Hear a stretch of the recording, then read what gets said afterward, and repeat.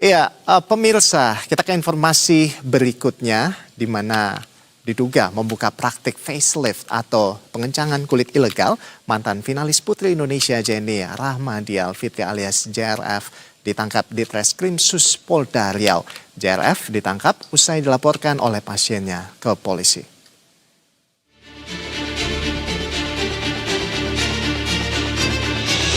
Tim Subdit 4 Tindak Pidana Tertentu atau Tipinter di Treskrim Sus Polda Riau melakukan upaya paksa terhadap mantan finalis Putri Indonesia Jenny Rahmadial Fitri alias JRF. Penangkapan JRF karena sudah 2 kali mangkir dari panggilan polisi. Mantan finalis Putri Indonesia tahun 2024 ini dijemput paksa oleh polisi saat berada di kota Bukit Tinggi, Sumatera Barat.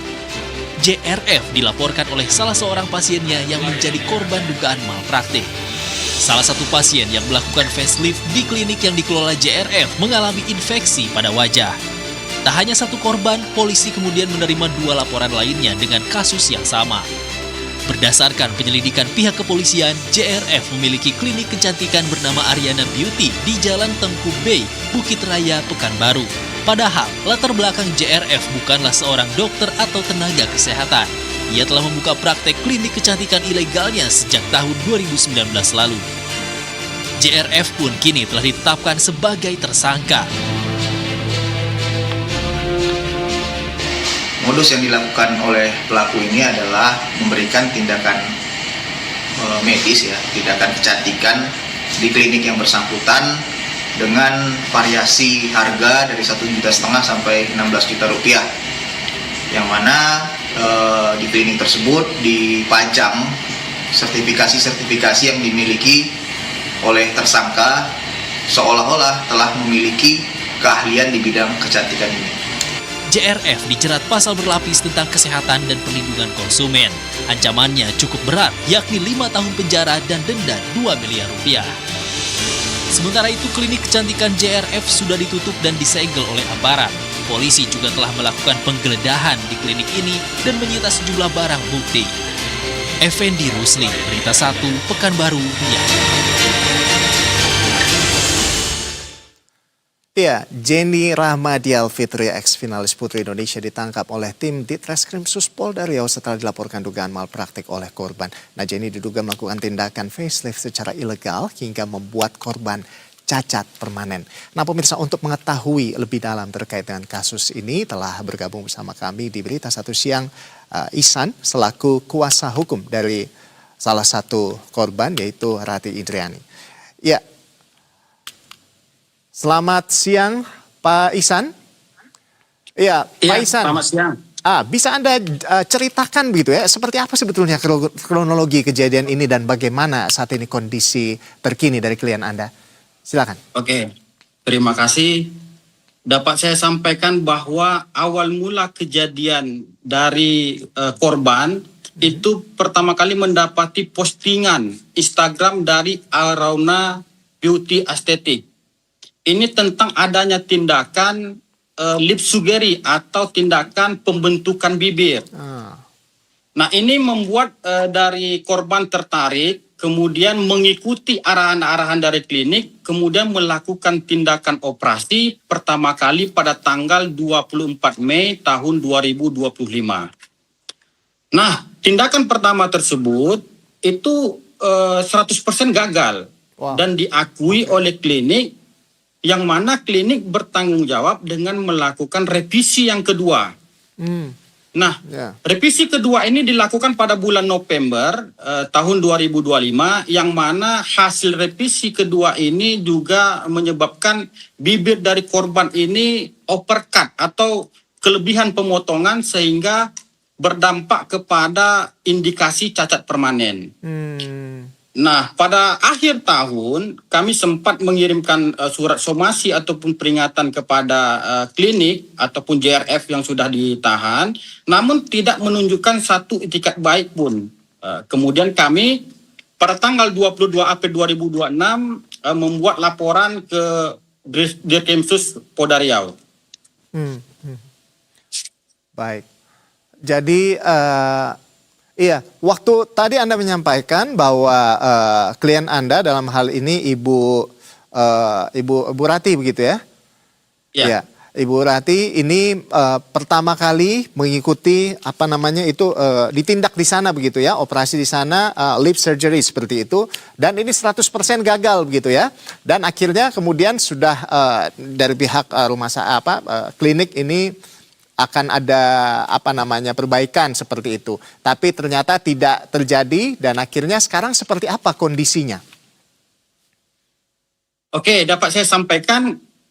Yang kami lihat bahwa kondisi saat ini bibir... Sudah lebih dari setahun ya Pak ya? Iya, sudah hampir setahun. Oke, baik. Udah hampir setahun, Nah, sorry. Nah, seperti apa kondisinya? Ya, kondisi bibirnya saat ini belum ada perbaikan dengan kondisi uppercut tadi. Sehingga korban ketika tersenyum bahkan tertawa itu melihat dampak bibir yang seperti cacat gitu. Baik, baik. Nah itu kondisinya masih seperti itu hingga saat ini? Saat ini masih seperti itu. Oke, baik. Nah kapan korban mulai merasa ada yang salah ini dari hasil tindakan? Sebenarnya sejak tindakan pertama sudah merasakan ada yang janggal. Namun klinik JRF meyakinkan dengan revisi tersebut akan memperbaiki kesalahan-kesalahan dengan tindakan yang pertama. Sehingga korban meyakini untuk melakukan revisi yang kedua, begitu. Baik, baik. Nah, ini Pak Ihsan, ini kalau bisa tahu ini apa sebetulnya yang membuat korban ini mau melakukan perawatan atau tindakan begitu ya, kecantikan di sana, operasi kecantikan di sana, seperti itu. Apakah ini memang diiming-imingi dengan harga yang murah, terjangkau, atau seperti apa sebetulnya? Atau dengan nama besar Jenny atau bagaimana? Oke, dari keterangan korban sebelumnya memang beberapa kali telah melakukan treatment kepada klinik tersebut, namun treatment tersebut masih kategori treatment ringan seperti filler, tarik benang, dan lain-lain. Nah, sepanjang tindakan tersebut, korban merasa bahwa tindakan di klinik tersebut terkesan bagus. Oh, aman ya awalnya ya? Aman. Ya. Sehingga ketika mendapati promosi yang diposting tanggal 7 Mei 2025, korban melihat bahwa yang diupload atau diposting hasil-hasil bibirnya sangat menggiurkan. Sehingga korban tertarik untuk ikut dari postingan tersebut. Nah, dapat saya yakini bahwa korban ikut dalam tindakan operasi tersebut, korban tidak mengetahui status Jenny ini merupakan mantan dari finalis Putri Indonesia. Begitu. Baik, baik. Baru-baru ini baru diketahui. Baik. Jadi dia hanya melihat bahwa sebelumnya ini sudah bagus begitu. Tapi apa benar ini gara-gara harganya yang bisa dibilang cukup murah begitu, Pak Ihsan? Ya, dapat disampaikan bahwa salah satu faktornya dengan harga promo yang murah dan hanya berlaku sewaktu postingan tersebut. Oke. Baik. Nah, tapi apakah sebelumnya klien Anda nggak curiga begitu dari awal, karena mengingatkan si pelaku ini atau Jenny kan memang bukan dokter kecantikan begitu, bukan dokter begitu. Nah, itu tadi yang dapat saya sampaikan bahwa tidak ada keahlian khusus dari masyarakat terutama korban untuk mengetahui apakah yang melakukan tindakan ini perawat, apakah yang melakukan tindakan ini dokter. Ini lebih kepada motivasi sendiri dari korban, sehingga korban ketika merasa nyaman di suatu klinik berlanjut tindakan-tindakan yang lain begitu. Oh baik, berarti artinya selama ini dari mulai treatment awal sampai akhirnya operasi lip surgery seperti itu memang dilakukan langsung oleh Jenny seperti itu? Atau ada asisten dan lainnya?